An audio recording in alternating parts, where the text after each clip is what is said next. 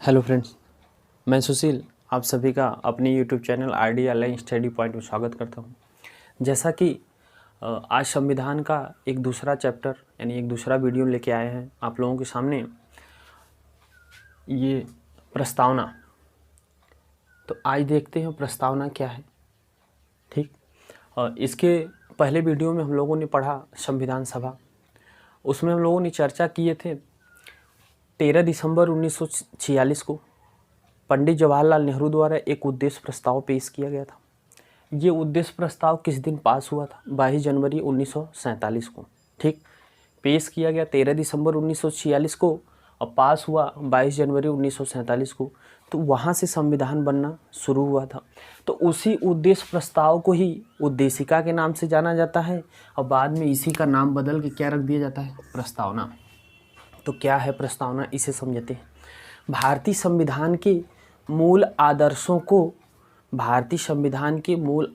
को प्रस्तावना के माध्यम से संविधान में सम्मिलित किया गया है। प्रस्तावना के माध्यम से संविधान में सम्मिलित किया गया है। इन मूल आदर्शों के शब्दों को प्रस्तुत किया जाता है प्रस्तावना के माध्यम से। ठीक, आगे देखते हैं।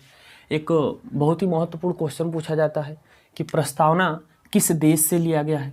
तो प्रस्तावना आपका लिया गया अमेरिका से। यदि ये पूछे कि प्रस्तावना किस देश से लिया गया है, अमेरिका, और प्रस्तावना की भाषा पूछे तो वो लिया गया ऑस्ट्रेलिया से। यहाँ कन्फ्यूजन होता है, तो ध्यान रखिएगा कि जब प्रस्तावना पूछेगा तो आपको अमेरिका बताना है और प्रस्तावना की भाषा जब पूछेगा तो ऑस्ट्रेलिया बताना है। उसके बाद संविधान की आत्मा प्रस्तावना को कहा जाता है या कुंजी प्रस्तावना को कहा जाता है। जब आपसे ये पूछा जाए कि अनुच्छेद 32 को किसने संविधान का आत्मा कहा था, तो डॉक्टर भीमराव अंबेडकर।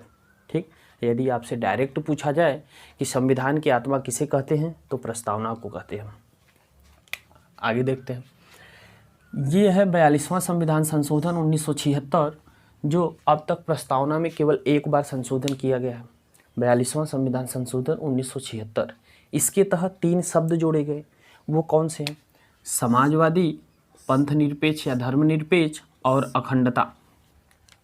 ये समाजवादी शब्द का मतलब ये है कि जो आय की असमानता है इसे दूर करने की बात कही गई है।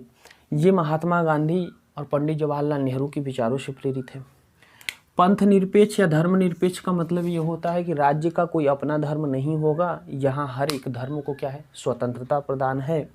उसके बाद और अखंडता से ये तात्पर्य है कि भारत अखंड है, इसे तोड़ा नहीं जा सकता। तो जब ये इस संशोधन द्वारा 3 शब्द जोड़े गए तो इसमें आपका समाजवादी को प्रथम पैरा में रखा गया और अखंडता को 6वें पैरा में रखा गया। ठीक, आगे देखते हैं कि प्रस्तावना की शुरुआत कहाँ से होती है। तो प्रस्तावना की शुरुआत होती है हम भारत के लोग, और अंत कहाँ से होता है? 26 नवंबर 1949 को संविधान सभा को अंगीकृत किया गया था। तो 26 नवंबर 1949 अंगीकृत या आत्मर्पित से प्रस्तावना का अंत होता है।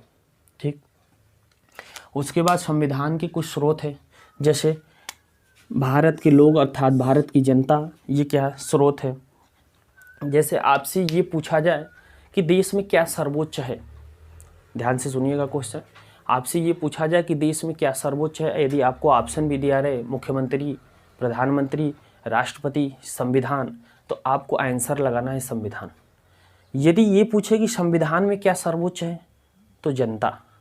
ठीक, देश में क्या सर्वोच्च है? संविधान। संविधान में क्या सर्वोच्च है? जनता। तो ध्यान दीजिएगा, यहाँ से भी क्वेश्चन पूछे जाते हैं। आगे देखते हैं।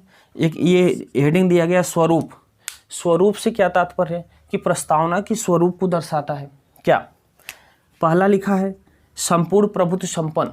संपूर्ण प्रभुत्व संपन्न का मतलब क्या होता है? ऐसे देश या ऐसा देश जो अपने आंतरिक एवं बाह्य निर्णय लेने के लिए स्वतंत्र हो, किसी दूसरे देश का हस्तक्षेप न हो, ऐसे देश को क्या कहते हैं? संपूर्ण प्रभुत्व संपन्न देश कहते हैं। जैसे कि भारत एक संपूर्ण प्रभुत्व संपन्न देश है, यदि उसे कोई आंतरिक या बाह्य निर्णय लेना होता है तो वो क्या है? स्वतंत्र है, वो ले सकता है, उसके ऊपर किसी दूसरे देश का हस्तक्षेप नहीं है। उसके बाद आगे देखते हैं समाजवादी।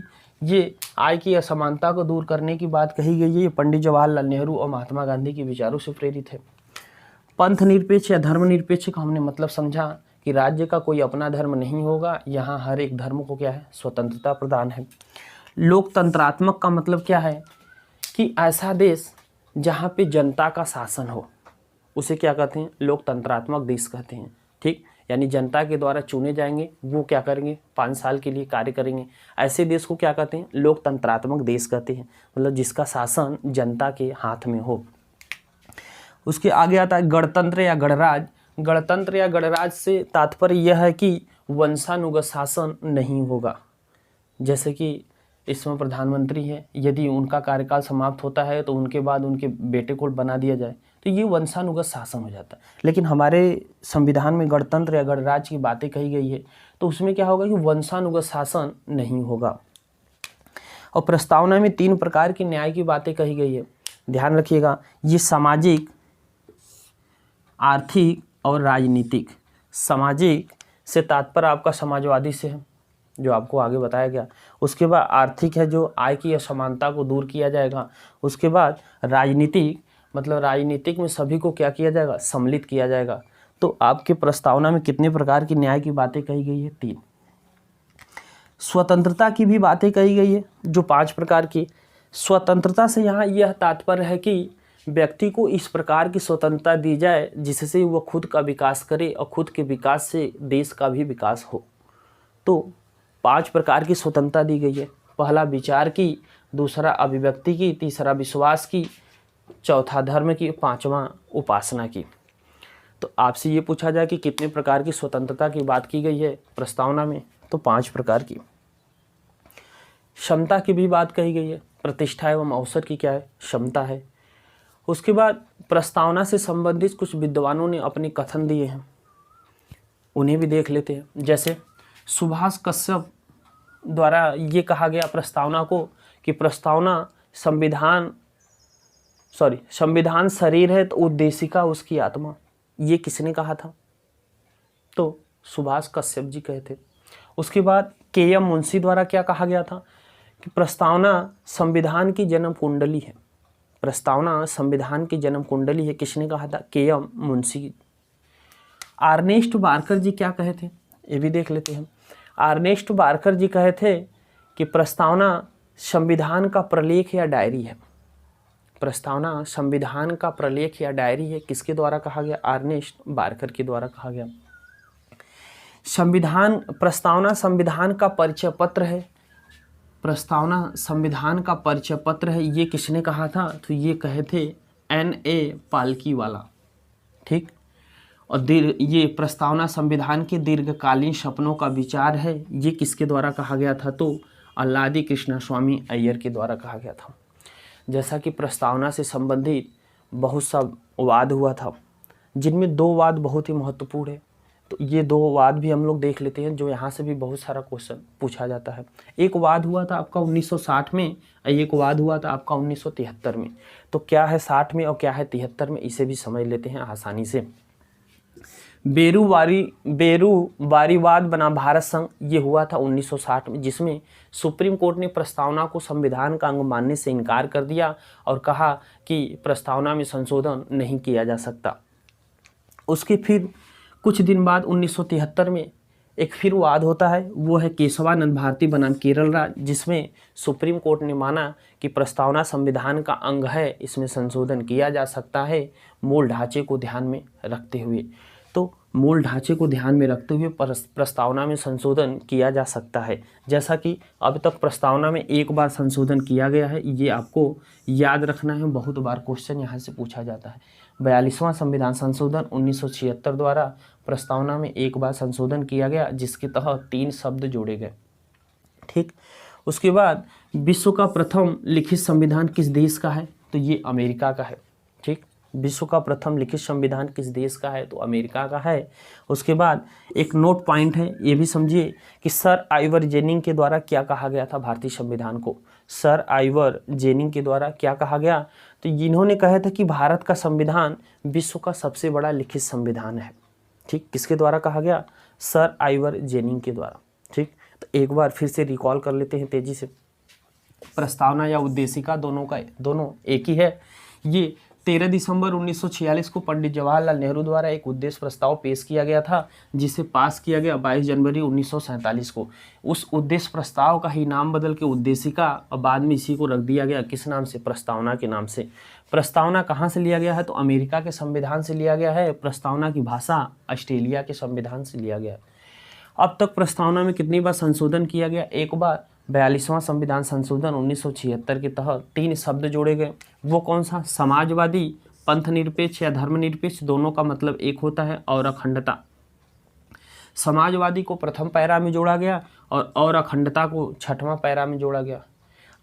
एक बात यहाँ से ये भी ध्यान रखिएगा कि समाजवादी, पंथनिरपेक्ष और अखंडता तीनों सार्थक शब्द हैं, और आपका क्या है? निरर्थक शब्द है। शुरुआत कहाँ से होती है प्रस्तावना की? हम भारत के लोग से। अंत कहाँ से होता है? अंगीकृत या आत्मर्पित से। स्रोत क्या है? भारत के लोग अर्थात भारत की जनता। स्वरूप भी आपको बताया गया, संपूर्ण प्रभुत्व संपन्न, समाजवादी, पंथनिरपेक्ष या धर्मनिरपेक्ष, लोकतंत्रात्मक, गणतंत्र या गणराज। आपको ये भी बताया गया कि प्रस्तावना में 3 प्रकार के न्याय की बातें कही गई है, सामाजिक, आर्थिक और राजनीतिक। स्वतंत्रता भी बताया गया, जो 5 प्रकार की विचार, अभिव्यक्ति, विश्वास, धर्म और उपासना की, और समता से भी यहाँ तात्पर्य प्रतिष्ठा एवं अवसर की। कुछ विद्वानों ने प्रस्तावना से संबंधित कथन दिए थे या कथन कहे थे, ये भी है। सुभाष कश्यप द्वारा संविधान शरीर है तो उद्देशिका उसकी आत्मा। के.एम. मुंशी द्वारा कहा गया कि प्रस्तावना संविधान की क्या है? जन्म कुंडली है। अर्नेस्ट बार्कर ने प्रस्तावना को संविधान का प्रलेख या डायरी बताया। N.A. पालकीवाला, इनके द्वारा क्या कहा गया कि प्रस्तावना संविधान का क्या है? परिचय पत्र है। उसके बाद अल्लादी कृष्णा स्वामी अय्यर प्रस्तावना को संविधान के दीर्घकालीन सपनों का विचार बताया। आपको ये भी बताया गया कि कई प्रस्तावना से संबंधित कई वाद हुआ था, जो 2 क्या है? बहुत ही महत्वपूर्ण है। एक 1960 में हुआ, एक 1973 में हुआ। 60 के वाद में सुप्रीम कोर्ट ने प्रस्तावना को संविधान का अंग मानने से इनकार कर दिया और बोला कि प्रस्तावना में संशोधन नहीं किया जा सकता। लेकिन 1973 के वाद में केशवानंद भारती बनाम केरल राज्य, इसमें सुप्रीम कोर्ट ने माना कि प्रस्तावना संविधान का अंग है, इसमें संशोधन किया जा सकता है। विश्व का प्रथम लिखित संविधान किस देश का? अमेरिका का। ये एक note point, sir Ivoire jenny के द्वारा क्या कहा गया कि भारत का संविधान विश्व का सबसे बड़ा लिखित संविधान है। तो मैं उम्मीद करता हूँ कि आप लोगों को ये मेरा वीडियो पसंद आया होगा। यदि पसंद आया है तो please subscribe, like, comment, share ज़रूर करें। धन्यवाद।